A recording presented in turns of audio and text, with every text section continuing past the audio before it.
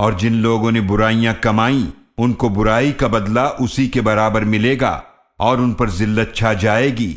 انہیں اللہ کے عذاب سے بچانے والا کوئی نہ ہوگا۔ ایسا لگے گا کہ گویا ان کے چہرے اندھیری رات کے ٹکڑوں سے ڈھانپ دیے گئے ہیں۔ یہی لوگ آگ والے ہیں، وہ اس میں ہمیشہ رہنے والے ہیں۔